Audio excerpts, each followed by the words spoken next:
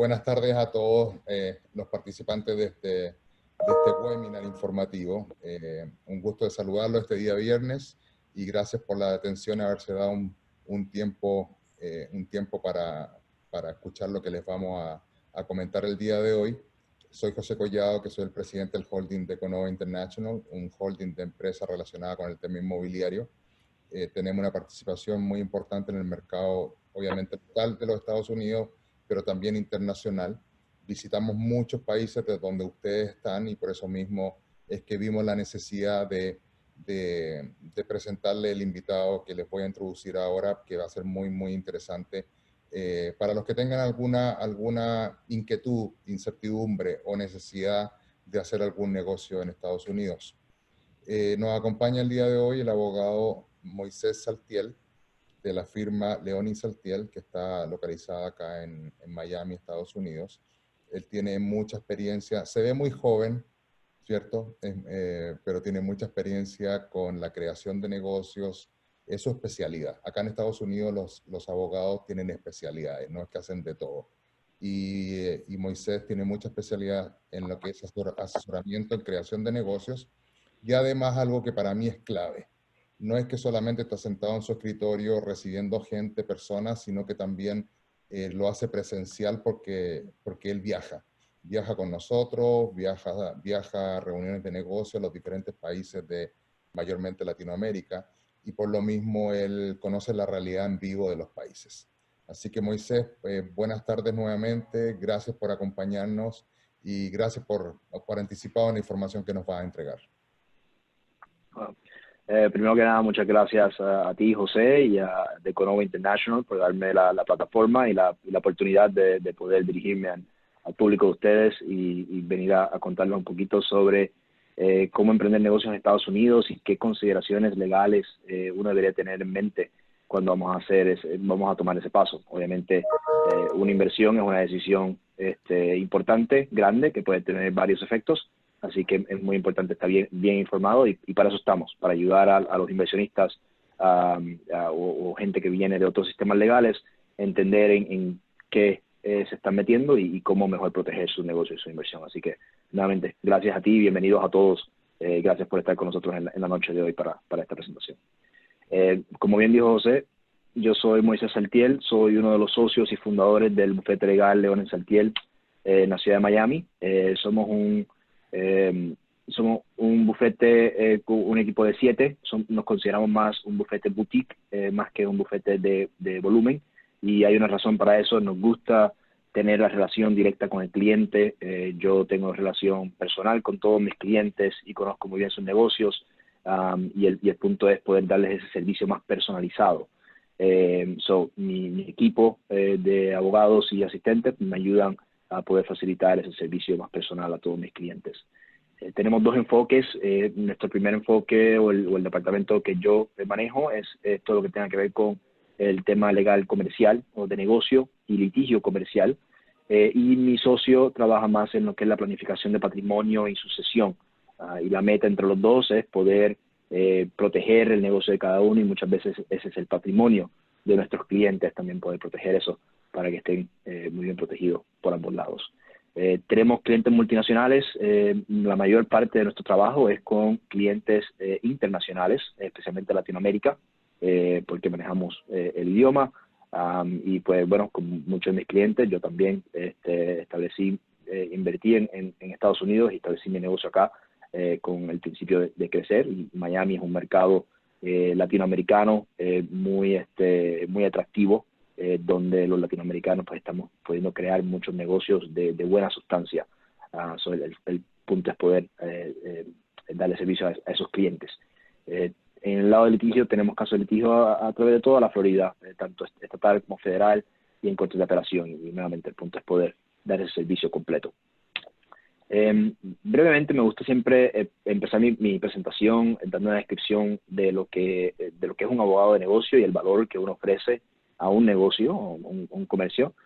Y abogado comercial, de la manera que lo resumo, es que trabaja o comprende bien las relaciones comerciales en juego, trabaja con los dueños del negocio y con los equipos estratégicos del negocio entender las estrategias y las metas del negocio y cómo llegar allí evitando los problemas legales. Ese es el principio de nuestra labor con nuestros clientes que quieren venir a establecer inversiones o negocios en los Estados Unidos. Sí, eso significa trabajamos mucho en lo que son documentos legales y contratos, incorporaciones, registraciones de negocios, ya cuando estemos listos para dar ese paso de crecimiento, ya sea a través de buscar franquicias o traer inversionistas, quizás adquisición o fusiones con otros negocios y competidores que nos den una plataforma más grande, y dar asesoría ya sea de los aspectos legales del día al día del negocio o asesoría tanto como laboral y de empleo para estar seguro de que el negocio está bien estructurado y protegido. Esa es nuestra función como abogado comercial. En este lado del bufete trabajamos más que nada en evitar el litigio a los clientes, porque vamos a ser claros, fuera de los abogados de litigio, nadie está en el negocio de litigio y un litigio mal manejado puede afectar la inversión y los sueños de muchos, ¿no? Así que lo que queremos es mantener el negocio lo más protegido posible y evitar el litigio lo más posible, a menos que sea necesario para enforzar los derechos de un cliente. En cuanto a la presentación de hoy, sí. Te interrumpo un segundito. Mayormente lo que te refieres ¿Seguro? con el litigio, yo lo entiendo al revés, y corrígeme. Fundamentalmente, una de las cosas importantísimas que ustedes se preocupan, y por eso es tan importante tener un abogado en la formación de un negocio, en la creación, en la estructuración de un negocio, es hacerlo bien, hacerlo de la forma correcta. Porque muchas veces los litigios parten, y gran parte de los litigios es porque se armó una estructura errónea o no estructura. La gente dice, no, esto es fácil porque Estados Unidos todo es online quizás, y quizás no necesita un abogado. Más que nada quería aclarar ese punto, que es tan importante el asesoramiento de un abogado, no solamente en la creación de la sociedad, en la adquisición del negocio y muchas cosas más, que es tan importante el asesoramiento porque los litigios llegan porque la gente no se dejó asesorar o quizás se quiso ahorrar cierto dinero, ¿cierto? Y que al final sale muy costoso. Correcto, y es tremendo punto, José. O sea, aquí registrar un negocio en los Estados Unidos, que quizás es diferente en otras jurisdicciones en el mundo, es muy sencillo. Cualquier persona puede entrar a una página web en sunbiz.org y registrar un negocio y comenzar a operar un negocio, ¿verdad? Pero eso no significa que el negocio está completamente protegido de los potenciales daños legales que puedan ocurrir y estamos hablando de cosas que ocurren día a día, o sea, como algo tan sencillo como estructurar los empleados y estar seguro de que están bien clasificados. Tomar pasos inadecuados por no estar bien informado de cómo proteger el negocio puede ser uno de los elementos más dañinos para un negocio, porque aquí sabemos que las demandas pueden ser muy costosas y pueden traer abajo un negocio. Así que quizás tomarse ese tiempo antes de comenzar el negocio, estar seguro que todo está muy bien estructurado, es algo que te va a ahorrar mucho tiempo y dinero en el futuro y te va a poder ayudar a que tu negocio crezca en los Estados Unidos. Eso es un punto muy importante y muy buen punto. Perfecto, es tranquilidad. ¿Qué son? Tranquilidad. Correcto. ¿Cuáles son algunos de los temas que quizás me gustaría tocar hoy con muchos? ¿No? Primero que nada, emprendiendo ese negocio, vamos a hablar sobre dos fases más comunes cuando queremos emprender un negocio en los Estados Unidos, que ya sea crear un negocio desde cero o la adquisición de un negocio ya andando que nos da quizás la plataforma para entrar en el mercado. Vamos a también hablar un poquito sobre aspectos importantes ya en la operación de un negocio. Primero está la parte de la formación o la creación, después entramos ya tenemos el negocio creado, ahora hay que operarlo y qué aspectos legales hay que tener en mente.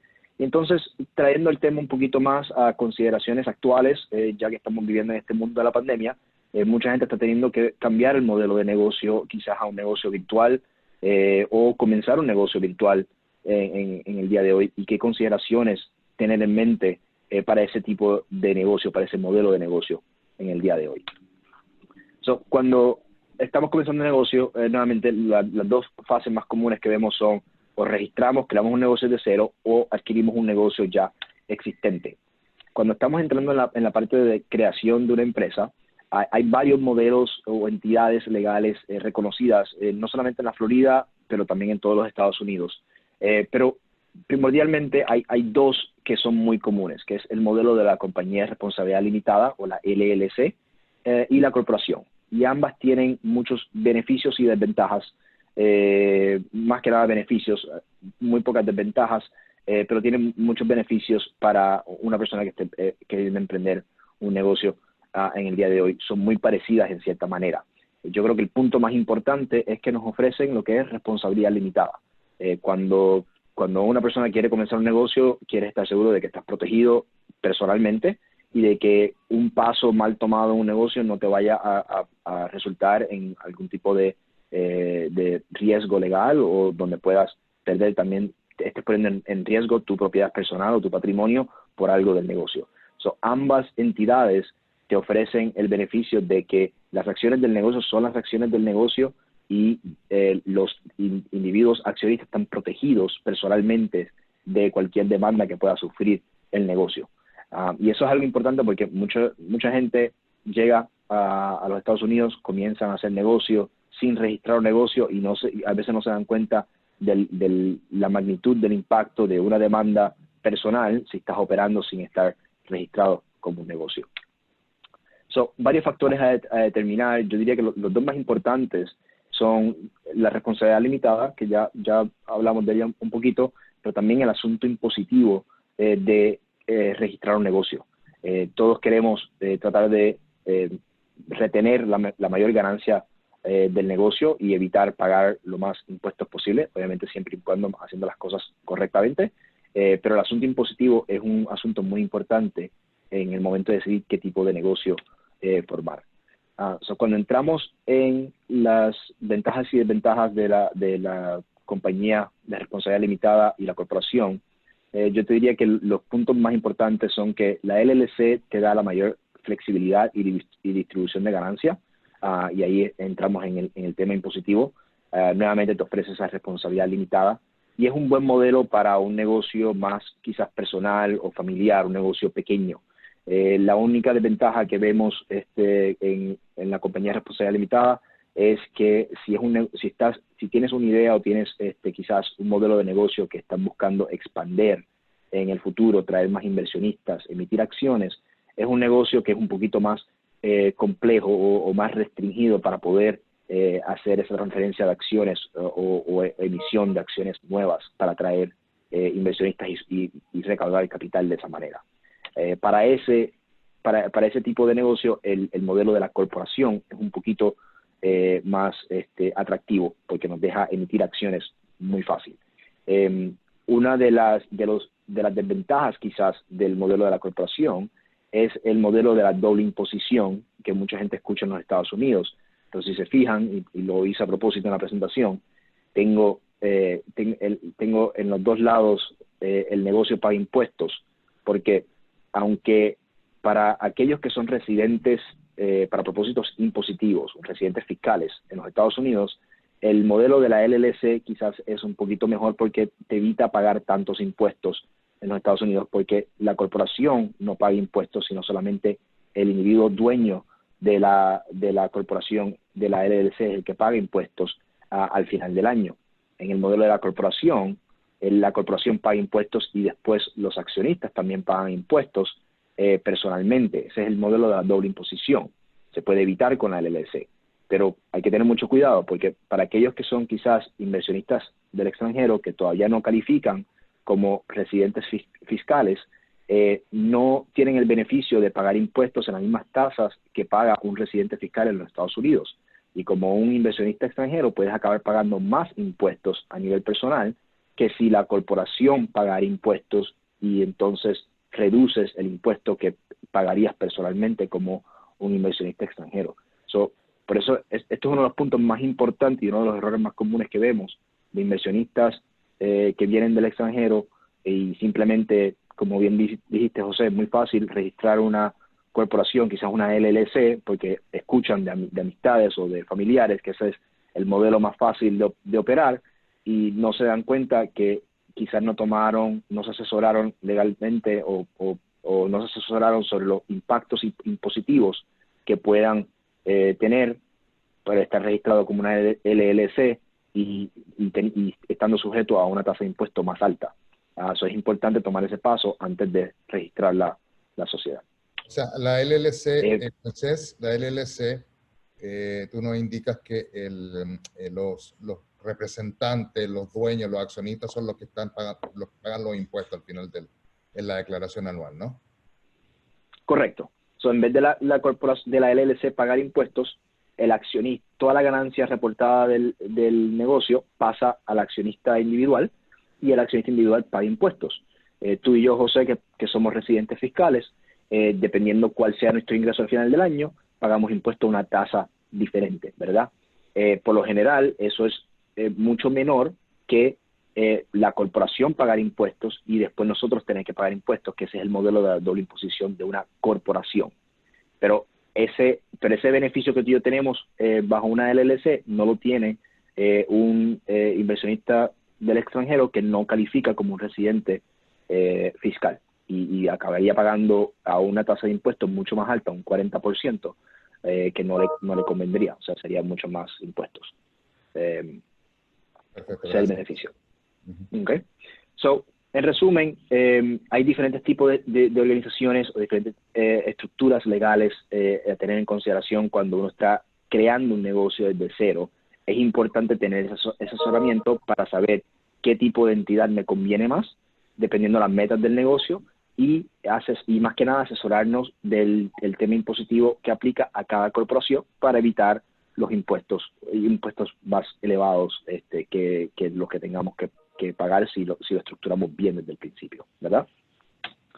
So, en el modelo, vamos a decir que en vez de crear un negocio o registrar un negocio de cero, que decimos, mira, no conozco el mercado, quizás me conviene más, yo estoy en tal industria en mi país y me conviene más quizás adquirir un negocio que se dedique a algo parecido, pero me da ya la entrada al mercado. Pues ya entramos en lo que es quizás la adquisición de un negocio. Tiene varias ventajas y nuevamente desventajas. Una de las ventajas es que te da esa plataforma para entrar en un negocio que ya está estructurado, que ya tiene sus clientes, tiene sus suplidores, te da mucho menos que tener que pensar o que hacer o que empezar desde cero cuando estás creando, registrando un negocio desde el inicio, ¿verdad? Ya tienes un producto que está aprobado en el mercado, que está difundido, o sea, tienes cierto sistema que estás adquiriendo que tiene un valor. Y por otro lado, debido a que estás adquiriendo que algo que ya está preparado, pues una de sus desventajas quizás es que te cuesta un poco más al inicio, pero por otro lado te evita el problema de tener que conseguir la planta física, de tener que estructurar el negocio, te evita mucho tiempo y también costo que de otro modo estarías incurriendo al principio. Quizás otra de las desventajas de adquirir un negocio es que hay que tener mucho cuidado porque el negocio tiene cierto antecedente, lo cual puede conllevar cierto riesgo legal. No queremos adquirir un negocio que quizás tiene mala reputación o que tenga deudas, etcétera, que nos pueda, en vez de facilitarnos la entrada al mercado, de verdad nos pueda obstruir la operación del negocio. Eso tiene sus ventajas y sus desventajas. Y nuevamente es más que nada evaluar cuáles son las metas del inversionista y qué oportunidades hay en el mercado para poder adquirir un negocio si es que esa es la ruta que queremos conllevar.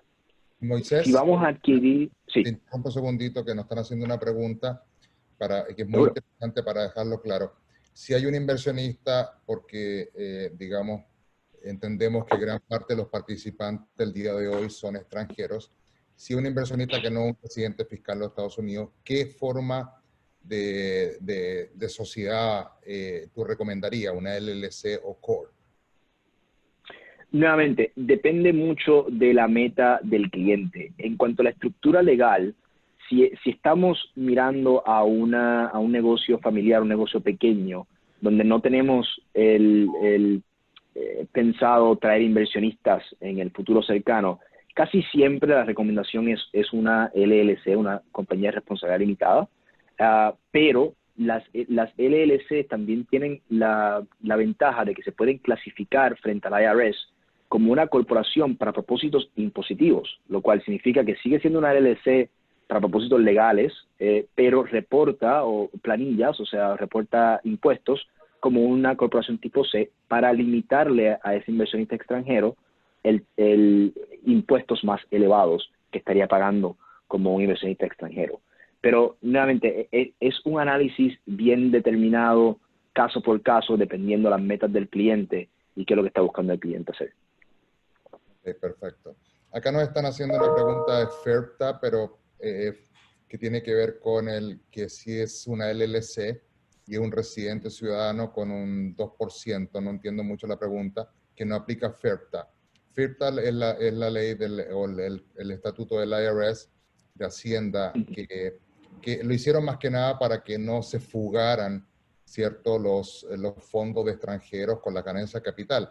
Si es un residente o ciudadano, no tiene, digamos, no está relacionado con FERPTA, porque FERPTA está relacionado mayormente al flujo de ganancias de capitales extranjeros. ¿Ok? Así que mi estimado Julio, cualquier dudita que tenga con FERPTA, me llama y con mucho gusto yo lo asisto. Pero fundamentalmente dejar claro que FERPTA es un control de ganancias de capital, que la única forma que el gobierno americano o Hacienda puede controlar de que no se vaya toda la ganancia de capital de vuelta al país de origen. Es correcto, lo cual no aplica tanto por lo menos en los temas que estamos discutiendo hoy, cuando estamos emprendiendo el negocio en los Estados Unidos con la intención de mantener el capital en los Estados Unidos, ¿verdad? Pero sí, muy buena la explicación, José, no lo puedo haber dado mejor yo.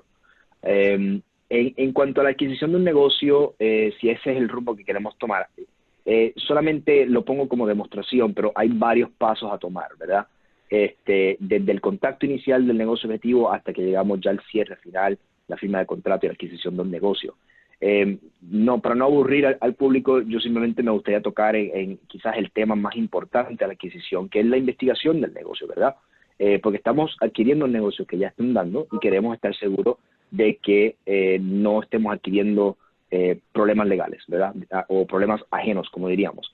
El propósito del due diligence o de la investigación es eso mismo, investigar varios temas dentro del negocio, ya sea temas societarios, de contratos, permisos, laborales, etcétera, para simplemente entender bien la operación del negocio y que no haya problemas escondidos que no vemos desde el principio. En el lado del litigio, les puedo comentar de que esto es uno de los asuntos, uno de los casos que más vemos entrar de clientes que simplemente quieren formalizar las cosas muy rápido, adquieren un negocio sin investigar mucho y cuando empiezan a operar el negocio se dan cuenta de problemas que quizás se pudieron haber evitado desde el principio. Y ya sea porque el negocio no era un negocio quizás bueno para la compra, pero muchas veces simplemente responsabilidad legal que pudiésemos, a través de contratos o indemnizaciones, podemos hacer que el vendedor se haga responsable y evitar el comprador asumir esa responsabilidad. La investigación legal es, yo diría, la base más fundamental del proceso de compra-venta de un negocio para, nuevamente, evitar perder la inversión por una compra mal hecha o por cosas que no sabíamos del negocio de antemano. Ya después de que concluimos la investigación y lleguemos al cierre, pues ya es tiempo de operar el negocio. Y esto aplica no solamente para la adquisición de un negocio, pero también creando un negocio desde cero. Hay varios aspectos legales a tener en mente cuando ya estemos operando el negocio. Yo diría que uno de los más importantes es contratos. Aquí en los Estados Unidos, y eso es igual en cualquier estado de los Estados Unidos, los contratos, a diferencia de muchas jurisdicciones en Latinoamérica, es lo que llamamos son contratos de libre voluntad. Lo que significa que lo que está en el contrato es básicamente, a menos que sea algo ilegal, lo que está en el contrato es lo que regula la relación entre las partes. Y eso es muy importante porque tenemos muchos clientes que entran y quizás por tratar de ahorrarse un poco de dinero, bajan formularios de Internet, de Google, etcétera, firman contratos con otras partes y no están bien protegidos. Por otro lado, me alegra la iniciativa de por lo menos proteger el negocio y proteger las transacciones con contratos por escrito. Es mejor que no tener contratos, pero por otro lado, si el contrato no nos protege específicamente de los asuntos que queremos que nos protejan o detalle bien el acuerdo que tenemos con con la contraparte, pues no nos sirve para proteger el negocio. Y muchas veces entonces nos encontramos en problemas contractuales o en problemas entre las partes donde no tienen una interpretación del contrato diferente, ¿verdad? Yo diría que eso es uno de los puntos más importantes. Otra de las consideraciones de operar el negocio es los accionistas.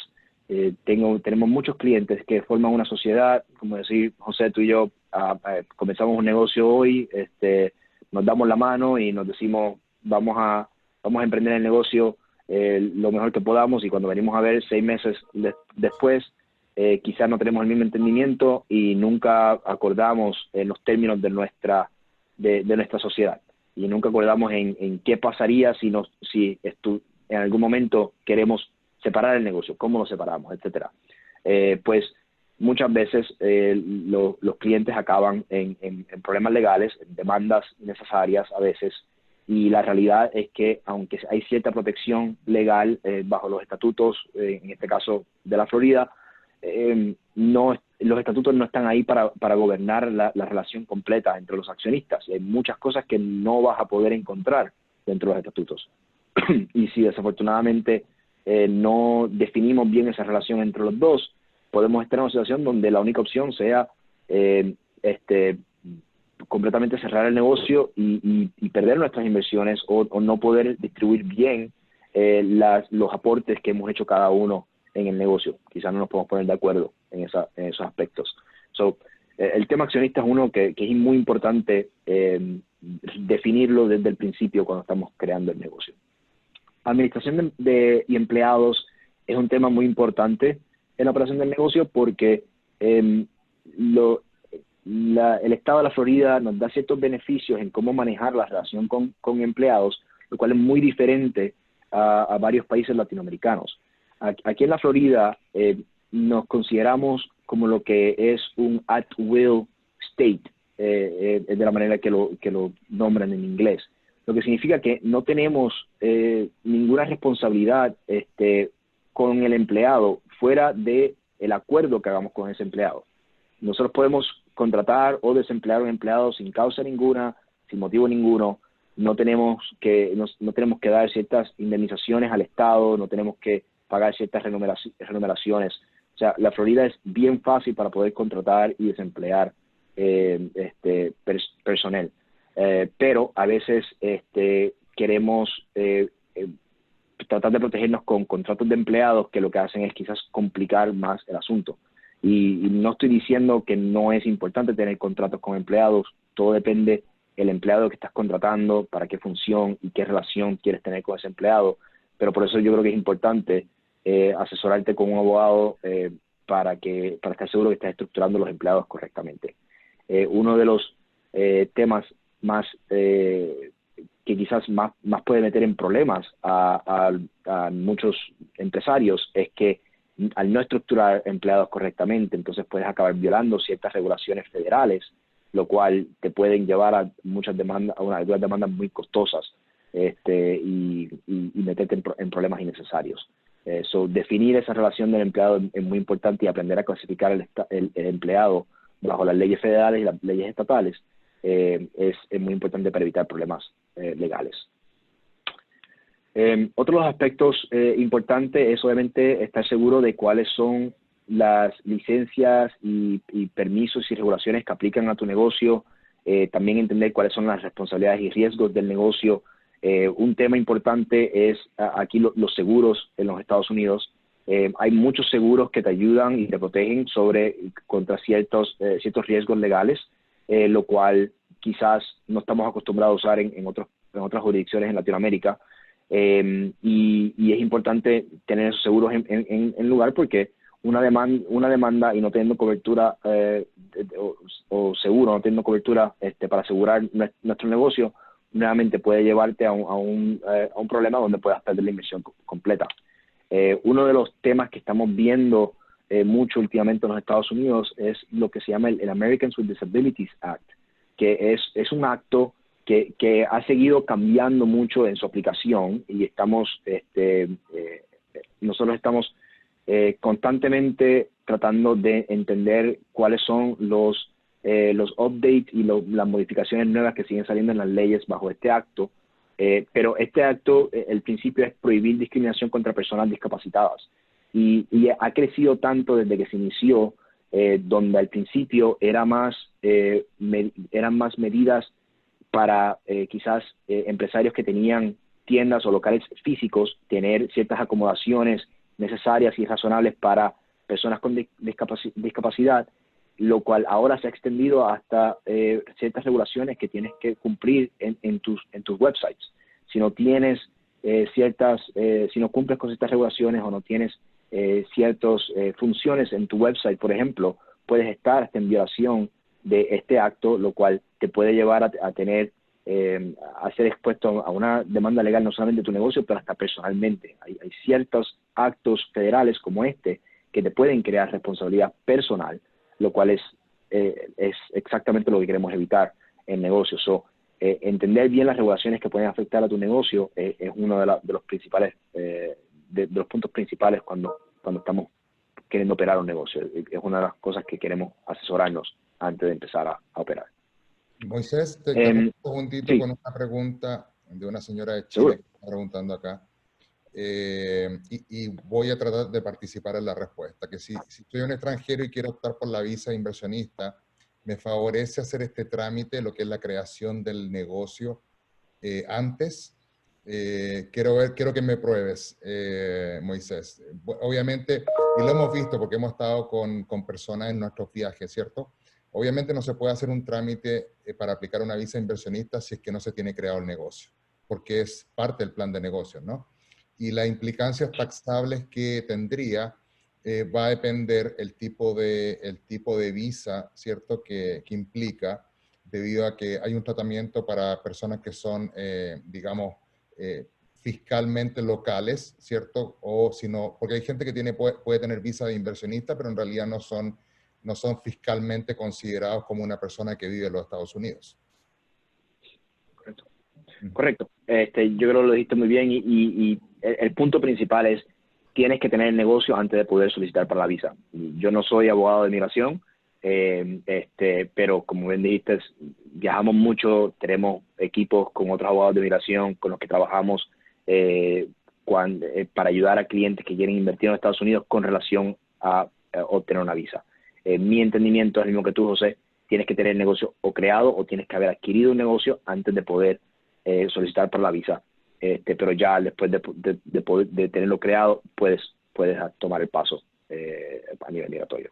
Tiene que hacerse un plan de negocio, que es muy importante, porque eso es lo típico que nos preguntan. ¿Cómo funciona? ¿Cómo es? Hay que crear un negocio. O sea, más adelante te voy a preguntar un poquitito con respecto al tema inmobiliario, que es normalmente gran parte de las reuniones que tenemos. No es llegar y comprar propiedades, por ejemplo. Es crear un negocio y ver qué propiedades, qué inmuebles son los que uno tiene que comprar, adquirir, ¿cierto? Para que puedan cumplir con los requisitos de la visa. Que eso es muy importante, lo comento para que no se nos vaya, uno se le olvida dentro de tanta cosa en estas presentaciones, que no es llegar y comprar. Porque no han llegado personas que nos dicen, mira, tengo 2, 3 propiedades y quiero la visa inversionista. Las compraron antes de preguntar. Lo importante es preguntar, asesorarse legalmente y luego ir a la parte de adquisición, que es una parte posterior, ¿no?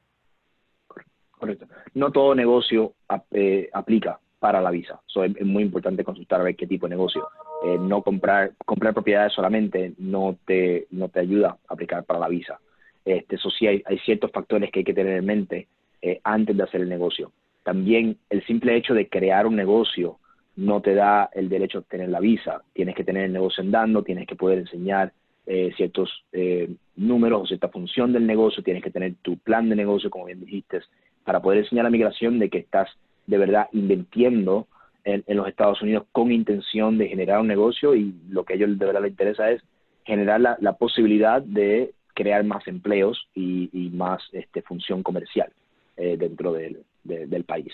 Pero nuevamente, cada situación es individual y hay que tomarlo caso por caso para poder dar la mejor recomendación. Perfecto, gracias. Uno de los puntos más importantes en la operación de un negocio que veo donde muchos de nuestros clientes, especialmente inversionistas extranjeros, no entienden tanto al momento de entrar al mercado, es la protección o el valor de la propiedad intelectual. Y cuando estamos hablando de propiedad intelectual, estamos hablando de proteger tu inversión y el valor, ¿verdad? Obviamente, al empezar un negocio desde cero, quizás el nombre todavía no tiene mucho valor, pero mientras te vas difundiendo en el mercado y tu nombre va creciendo y tu marca va creciendo y tu reputación va creciendo, tienes algo que proteger. Y hoy en día las marcas y el valor intelectual, la propiedad intelectual, es una de los activos de un negocio que más se está valorizando y que más valor tiene para luego, si quieres vender el negocio o quieres, si acaso, franquiciar el negocio o obtener o dar licencias dentro del mismo modelo de negocio que estás teniendo. Y no muchas veces protegemos esas inversiones desde el principio. Y es un paso, José, que es muy sencillo en el término del trabajo legal que constituye para poder registrar quizás una marca o un nombre. Es bastante sencillo y no es tan costoso. Y es importante que los clientes vengan con esa mentalidad de que no solamente estoy buscando invertir o crear un negocio, pero estoy buscando crear algo que adquiera valor. Y la protección de la propiedad intelectual es uno de esos puntos. Cuando estamos hablando de propiedad intelectual, estamos hablando de nuevamente proteger o registrar marcas, nombres, diseños, símbolos, contenido, que ahí es donde viene el término en inglés de copyright, o protección de la propiedad del autor, ¿verdad? O innovación. Ya estamos hablando cuando tenemos invenciones nuevas, donde estamos buscando quizás patentizar para proteger esa invención. También estamos tratando de evitar la violación del derecho de propiedad intelectual.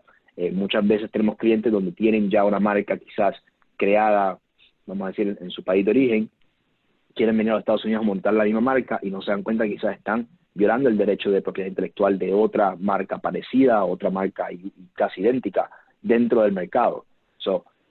Estar seguro de que cuando estás iniciando ese negocio vas a poder, estás buscando crecer la marca, estás buscando ponerle esfuerzo y desarrollarlo, lo quieres hacer sabiendo de que tienes el derecho de poder hacerlo y que lo puedes proteger y de que sabes lo que tienes como posesión del negocio, o sea, los activos del negocio.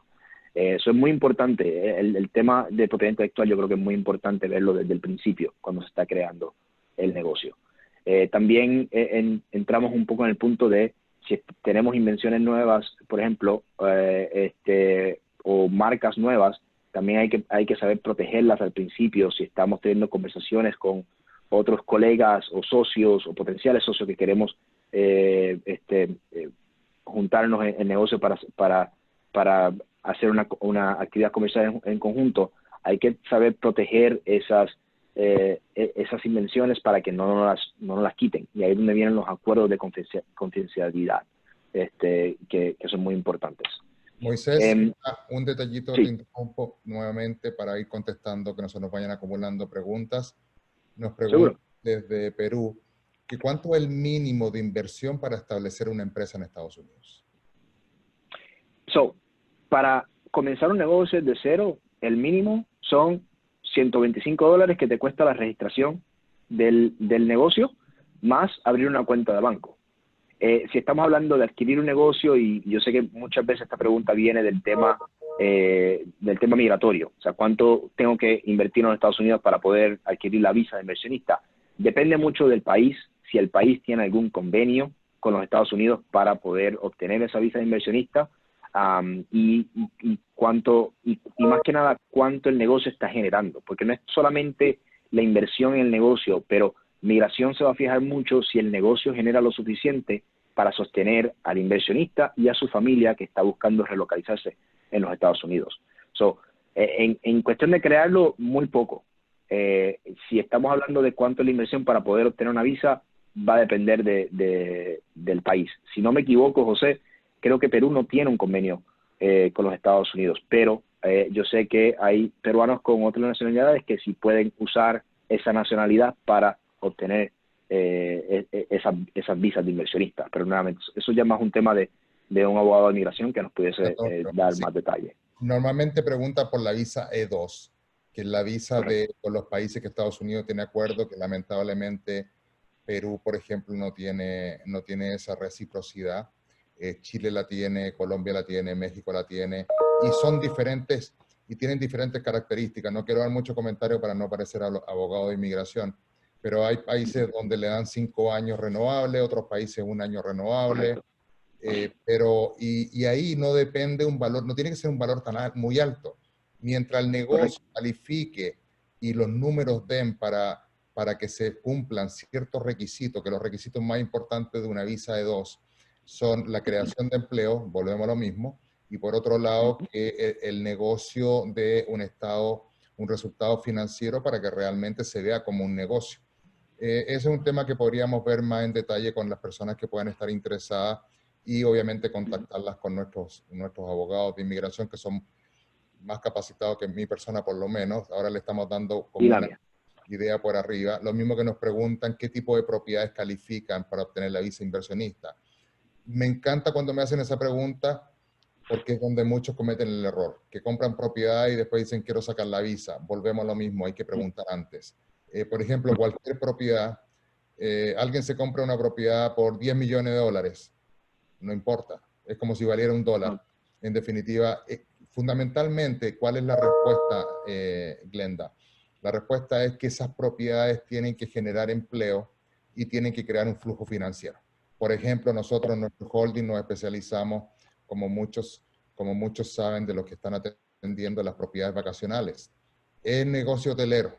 Y por lo mismo, es como un negocio hotelero, hay que tener gente trabajando, housekeeping, limpieza piscina, administrativos, gente de mantenimiento, siempre en la generación del empleo. Y por otro lado, como es un hotel, ¿cierto? Diferente, pero hotel al final, genera un flujo financiero. Muy, muy importante, y me encantan las preguntas porque eso es lo que tienen que hacer, es preguntar primero antes es como cuando digo yo, hay que saber que uno sabe nadar para tirarse a la piscina, ¿no?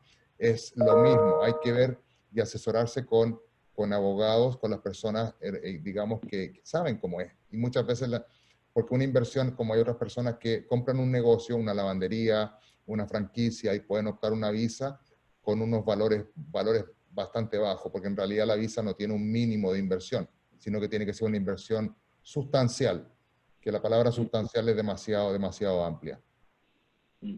No te interrumpo más por ahora, Moisés. No, y creo que haces un muy buen punto, José. Todo depende de la actividad comercial y qué tan sustancial sea la inversión. No simplemente comprar una propiedad, aunque la estés alquilando mes a mes, va a resultar como una actividad comercial sustancial para poder obtenerte la visa. En el caso tuyo, ustedes ofrecen un modelo que tiene su licencia de hotelería, lo que es una actividad más comercial. Eso puede resultar por una visa, pero nuevamente yo creo que es un análisis de caso a caso y lo que el cliente esté buscando también. La mayoría de los casos que tenemos en nuestro holding, por lo menos, que son inversionistas de Latinoamérica en general, que son inversionistas pero no quieren vivir en Estados Unidos. Como muchos clientes que tú tienes que son inversionistas que viven en sus países, en los diferentes países de Latinoamérica, y es fundamentalmente lo que están buscando, que cada día más lo están haciendo, que es la protección de activos. Que de hecho muchos inversionistas vienen a Estados Unidos ni siquiera pensando en la rentabilidad, quieren proteger activos, quieren proteger la moneda con la fuerza que tiene el dólar. ¿Qué es más conveniente en ese caso? Porque tú nos explicabas muy bien de que cuando uno tiene, dependiendo del tipo de negocio, el crecimiento del negocio, pero eso está enfocado más a un negocio productivo, más que la propiedad de los bienes raíces. Los bienes raíces son un poquito estáticos, ¿no? En el sentido, tú tienes la propiedad, 1, 2, 3 propiedades, pero no se van a multiplicar las propiedades a no ser que vayas comprando más, pero es un rubro bastante estático en cuanto a la inversión. La recomendación de hacer una LLC o una corporación mayormente enfocado en estos inversionistas que compran propiedades de inversión en los Estados Unidos. Casi siempre la LLC es el modelo más preferido para inversionistas que están buscando invertir en propiedades, ¿verdad? Lo que es importante es ponerla en algún tipo de entidad legal, no tenerla a título personal, porque no tienes ciertas protecciones que te ofrece los Estados Unidos cuando tienes tu residencia primordial o primaria, ¿verdad? Cuando tienes una propiedad de inversión y algo le ocurre a alguien quizás en esa propiedad de inversión, vamos a decir que la estás alquilando y el inquilino obtiene una lesión y demandan al propietario, no tienes protección ninguna personal, a menos que tengas esa propiedad bajo una entidad legal. Eso te ayuda a que por lo menos lo que es tu propiedad personal y tu patrimonio personal esté protegido, ¿verdad? Lo importante primero que nada es ponerla bajo una entidad. Pero en cuanto a cuál de los dos modelos es preferido, casi siempre la LLC, porque no es una actividad comercial tan activa donde necesites quizás el beneficio de la corporación para vender acciones ni nada. O sea, casi siempre la LLC, la única función es aguantar el activo, que en este caso es la propiedad, y te da la mayor flexibilidad para poder hacer eso. También te ofrece, acuérdense que la LLC nos da la flexibilidad de poder clasificarla de maneras diferentes frente al IRS para evitar los efectos impositivos que un extranjero obtendría en una inversión personal. Y además de eso, Moisés, muy importante el final de la pregunta, ¿cómo funcionarían los impuestos por la renta recibida? Que también ahí entramos en el tema que a nivel individual, a nivel empresa, obviamente en Estados Unidos cuando Hacienda o el IRS ve que hay una empresa establecida, Hacienda dice van a haber ingresos y gastos. Cuando hay una persona individual, normalmente el IRS dice, pero ¿por qué no creó una empresa? Si usted tiene ingresos y gastos. Y ahí viene una discrepancia del nivel de deducciones que se pueden hacer. Pero en definitiva, los impuestos que tienen que pagar por las rentas recibidas, en definitiva, son los típicos impuestos por el resultado de la operación, ¿no? Correcto, definitivamente. Y la corporación te ayuda a eso mismo. Puedes deducir muchos de esos gastos para evitar al final del día, por lo menos en papeles, ¿verdad? ¿Cuál es el ingreso de esa inversión para evitar pagar menos impuestos todavía? Además de eso, nuevamente, cómo clasifiquemos esa corporación para propósitos impositivos, para propósitos fiscales, va a determinar cuánto estemos pagando de impuestos al final del día. Pero la LLC, por lo general, es un modelo que te ayuda, te da las dos ventajas. Perfecto, gracias. Okay. Alrighty. So, ya vimos varios de los aspectos generalmente a tener en cuenta de cuando estamos invirtiendo o creando un negocio en los Estados Unidos. Y yo diría una cosa importante, estábamos hablando ahora de dos funciones diferentes, quizás una actividad comercial activa o quizás una actividad comercial más pasiva donde tenemos una corporación para adquirir inversiones. De todos modos, algunos de estos aspectos que tenemos ahorita en la pantalla son aspectos que hay que mirar, no importa cómo estemos estructurando esa inversión. Obviamente, hay ciertos aspectos quizás que son un poquito más importantes en una actividad comercial activa, como en un negocio activo, que lo que son en una inversión solamente donde estamos comprando quizás una propiedad de bienes raíces y aguantando la inversión. Pero son aspectos que definitivamente hay que mirar y a veces el análisis es bastante sencillo y muy rápido, pero es bueno que el cliente se asesore en esos aspectos legales. Quizás yo recibo mucho esta pregunta: ¿cuáles son los errores más comunes en un negocio que vemos de inversionistas extranjeros y inversionistas del extranjero y también de residentes norteamericanos que no se asesoran correctamente, porque hay de las dos, ¿no? Muchas veces, y no lo digo por hacerle una premisa que me sirva a mí, pero no contratar a un abogado desde el inicio, porque muchas veces nos damos cuenta de los problemas cuando ya es muy tarde y nos cuesta más dinero que si lo hubiésemos hecho bien desde el principio, ¿verdad? Pero algunos de los otros problemas que vemos mucho es, nuevamente, trabajar con socios sin incorporar el negocio o sin tener un acuerdo con el socio puede conllevar muchos riesgos. Hay múltiples negocios bajo una misma corporación. Eso es un error que vemos comúnmente.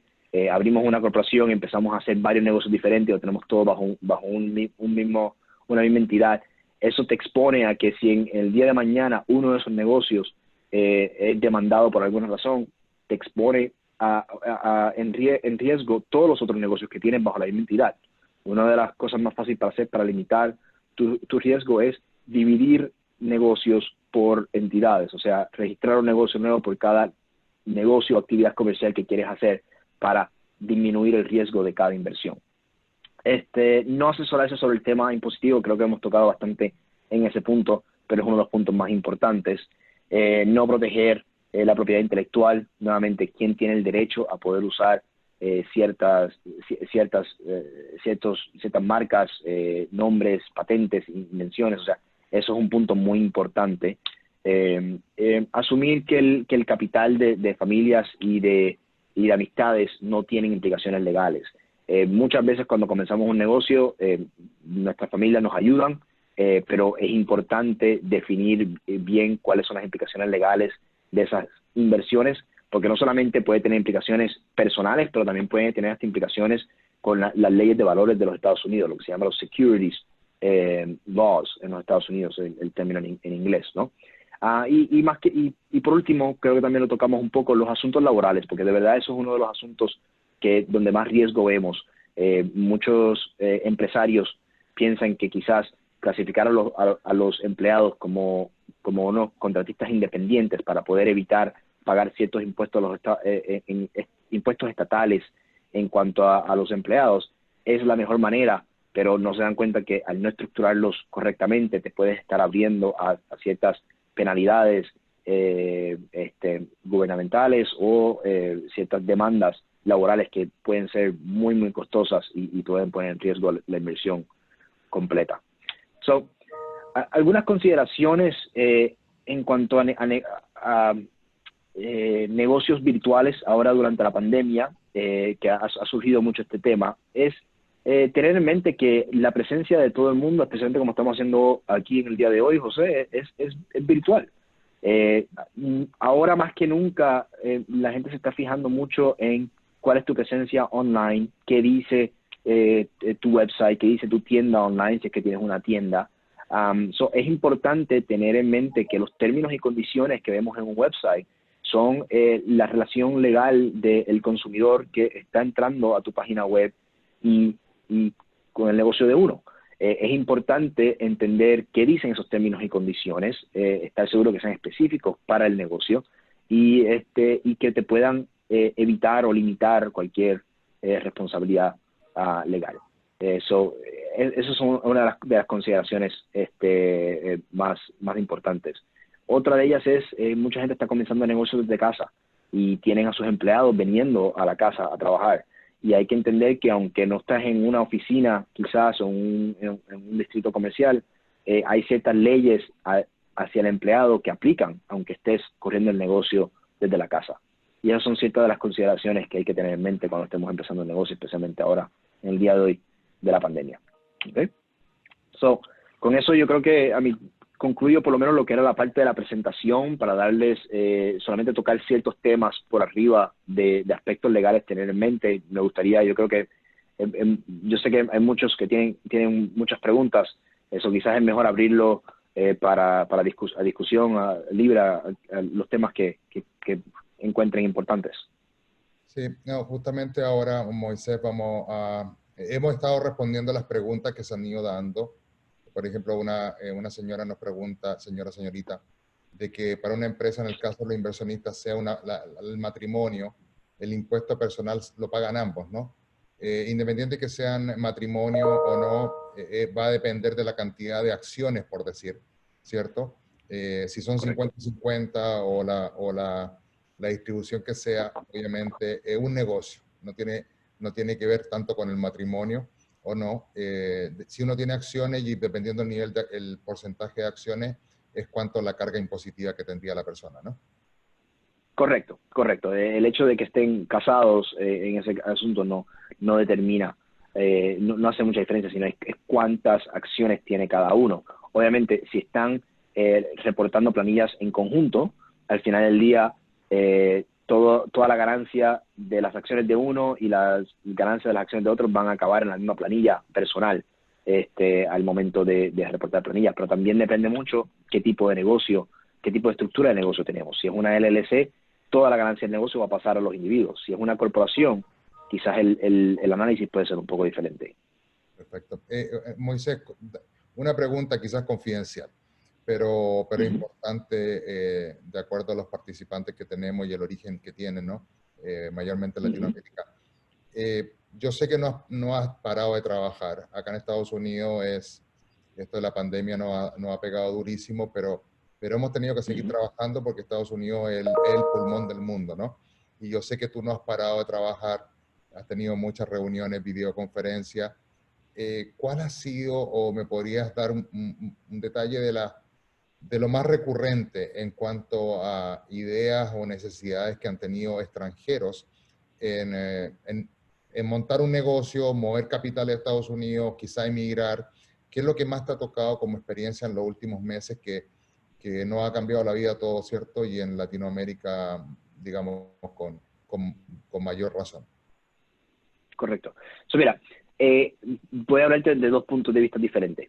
El cliente que quizás está buscando mudarse ahora a los Estados Unidos o invertir en los Estados Unidos por quizás el efecto de la pandemia que estén teniendo en sus países de origen, pues el efecto ha sido mucho de que ahorita no pueden invertir porque por muchas limitaciones que tienen, ya sea en su país de origen o aquí en los Estados Unidos. Por un tiempo las fronteras han estado cerradas. Es más que nada cómo pueden invertir, cómo pueden iniciar la inversión, aunque sea ya, para no tener que esperar de aquí a septiembre, donde sea que estén abriendo las fronteras. Ese es el aspecto del inversionista quizás que está mirando hacerlo ahorita. La otra pregunta que tengo de ese punto de vista del inversionista que quiere invertir ahorita es qué tipo de negocio es el que más está protegido, especialmente si están buscando adquirir un negocio, y muchas veces adquirir un negocio con la iniciativa de sacar una visa de inversionista. ¿Qué tipo de negocios se están viendo mejor ahora que otros? Obviamente es difícil decirte un modelo de negocio específico. Hay muchos negocios que han sido afectados, pero sí hemos visto ciertos negocios, aquellos que se han visto más como los negocios esenciales, que han podido seguir operando durante la pandemia y han podido, y son negocios que quizás son un poquito más seguros en invertir. Por ejemplo, lo que son los negocios como restaurantes o negocios como de retail, de tiendas de retail, quizás se han visto un poco más afectados porque han habido regulaciones gubernamentales donde han mandado a cerrar por completo ese tipo de negocio, versus otros negocios como quizás gasolineras o negocios de envío, etcétera. Son negocios que han podido seguir operando durante la pandemia. Obviamente, no quiero decir que esos son los únicos negocios que sirven y estos otros negocios no funcionan, pero es importante analizar qué tipo de negocio en qué tipo de negocio vamos a invertir y cómo esos negocios han sido afectados ahora con la pandemia, porque si estamos esperando que viene otra ola y pueda haber otro efecto parecido, pues tenemos que tener eso en mente cuando estemos invirtiendo. En cuanto al inversionista que está acá ya, que ya hizo una inversión, José, yo creo que lo que más hemos visto es, más que nada en los contratos de arrendamiento, ¿verdad? Porque muchos clientes que ya quizás compraron una tienda o un restaurante o un negocio que están dando, se vieron afectados en el hecho de que tuvieron que cerrar el negocio y cómo me afecta a mí mis obligaciones legales con mis propietarios, etcétera. Es un tema muy específico, realmente un análisis muy específico, pero sí algo que está surgiendo de la pandemia es que ahora todos los contratos, incluyendo contratos de arrendamiento, estamos incluyendo cláusulas y ciertas provisiones para proteger en el caso de que haya otro evento donde el gobierno simplemente manda la economía a cerrar, ¿verdad? Para poder proteger la inversión y poder proteger a los clientes por la potencial caída de negocio. Perfecto. Mira, otras preguntas. Esta es migratoria, ¿no? Cuando se aplica una visa de dos, no aplican las dos, la pareja, ¿no? Claro, porque cuando se hace una visa de dos, nuevamente, ninguno de los dos somos abogados de inmigración. Se hace una visa de dos, uno de los dos de la pareja tiene que aplicar. ¿Por qué? Porque esa persona es la que va a quedar atada al negocio y no puede trabajar en nada más que sea el negocio que lo hizo aplicar. Pero la otra parte, el esposo o la esposa, dependiendo del caso, queda libre y le dan permiso de trabajo para que pueda desarrollar cualquier actividad acá en los Estados Unidos. No vamos a hablar mucho del tema migratorio, pero para contestar la pregunta. Esta tú nos puedes ayudar, Moisés, que un extranjero abre una LLC para comprar una propiedad y luego va a seguir comprando más propiedades. ¿Es recomendable abrir varias LLCs o una sola? Varias, nuevamente, y volvemos al modelo que estamos hablando anteriormente. Si ponemos todas las propiedades bajo una sola corporación, vamos a decir que tengamos un problema en una de esas propiedades, entonces tienes todas las propiedades expuestas a riesgo legal.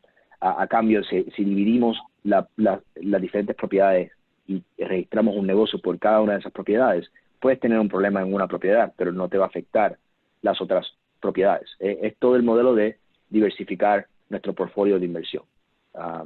Definitivamente abrir diferentes LLCs. Bueno, esta pregunta tú la tienes que contestar. Si tengo un negocio en mi país, esta señora es chilena, el trámite para abrir una franquicia, me imagino yo que es del negocio que tiene en Chile, ¿no? Es muy difícil, hay que cumplir muchos requisitos. Una empresa en Chile, no sé, de un servicio, digamos, quiere abrir una franquicia en Estados Unidos, de su negocio. Okay. Mira, franquicias de por sí, hay cierta documentación que tienen que preparar para poder comenzar a ofrecer la franquicia. Las franquicias aquí en Estados Unidos están reguladas por lo que se llama el FTC, el Federal Trade Commission, lo cual regula la venta de franquicias para poder proteger al consumidor, porque aquí en sus años cuando comenzaron las franquicias en Estados Unidos hubo un tema donde mucha gente quiso vender franquicias como una manera de cometer cierto tipo de fraude. Hay que cumplir con ciertos requisitos que tiene el Federal Trade Commission, de cierta documentación de la franquicia, incluyendo un business plan, modelo financiero, información sobre los accionistas, información sobre operaciones ya establecidas de esa franquicia, aunque sean en el extranjero, para poder darle ese nivel de confianza al gobierno federal cuando estén aprobando la franquicia de que sí, esto es un negocio real, no es un modelo donde estamos tratando de cometer fraude contra un consumidor, ¿no? Probablemente el consumidor ve la franquicia como un modelo más seguro por el hecho de que ya me están entregando un modelo de negocio preparado, donde hay cierto modelo ya establecido, donde hay cierto ejemplo del negocio, y lo que tengo que hacer es tratar de seguir ese modelo para poder tener un negocio viable. Sí es un poquito más complejo en todo lo que hay que preparar para que nos aprueben la franquicia, pero tampoco es algo que sea una barrera de entrada, no es algo que sea demasiado cuesta arriba para poder hacer. Lo importante cuando estamos trayendo franquicias del extranjero es cómo poder enseñar que el mismo modelo va a funcionar aquí en los Estados Unidos. Muchos clientes optan por quizás comenzar una división del negocio en los Estados Unidos donde puedan enseñar números, enseñar cómo se establece el negocio en el mercado americano para entonces poder ofrecer la franquicia o aplicar para tener el permiso de vender franquicias.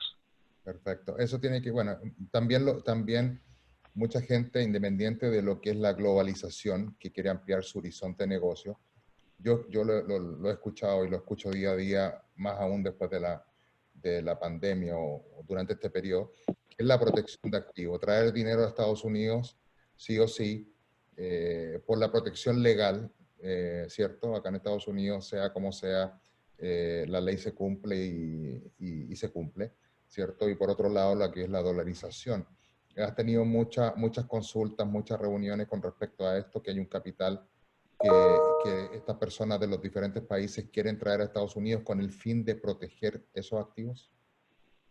Sí, completamente. O sea, mucha gente nos está contactando de cómo pueden mover quizás, cómo invertir el dinero que tienen en diferentes opciones aquí en los Estados Unidos para poder estabilizar la moneda, ¿verdad? Para poder estabilizar el valor que tienen en capital que tienen para invertir.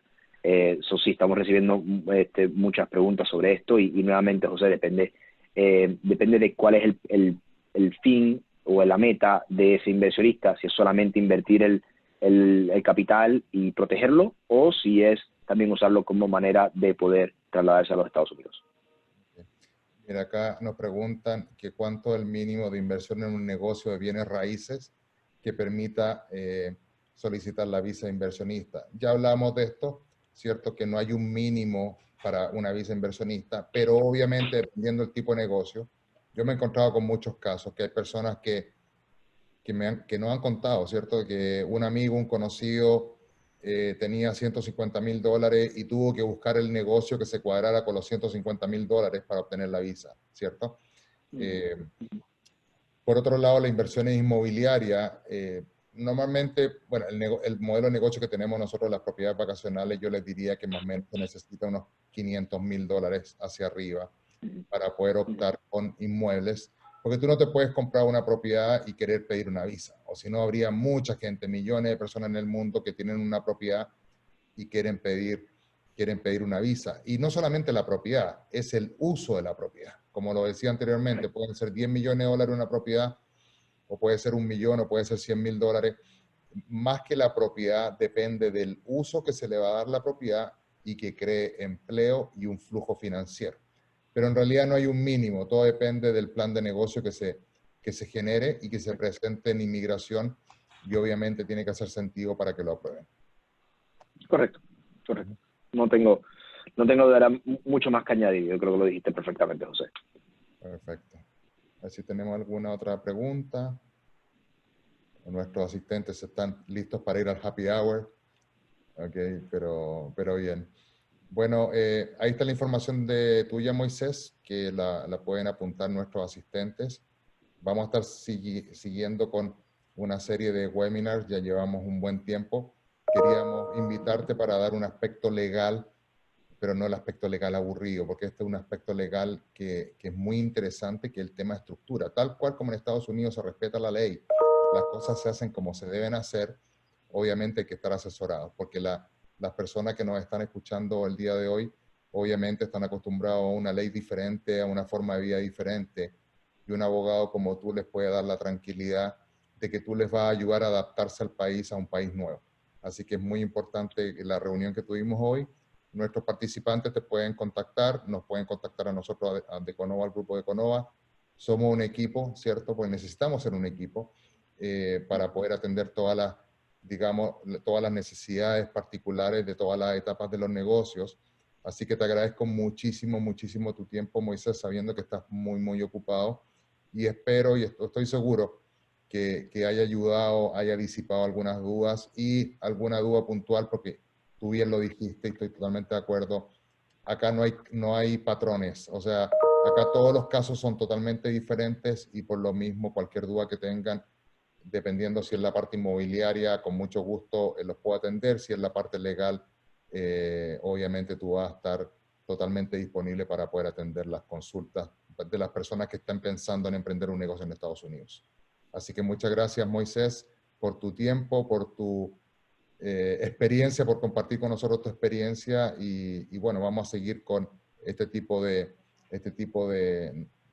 digamos, de informativo, educativo, para que toda nuestra gente que queremos mucho, que estimamos mucho en los diferentes países, puedan tener mayor información aprovechando estos medios que hoy en día son cada día más recurrentes.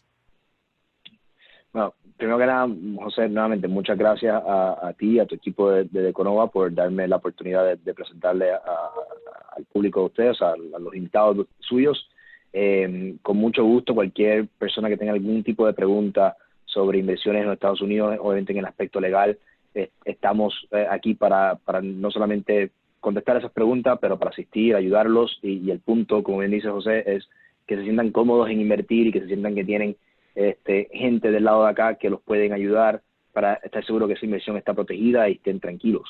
En la pantalla tienen mi información personal de las diferentes de nuestras redes para poder contactarse con nosotros, ya sea a través de llamada telefónica, por correo electrónico, etcétera.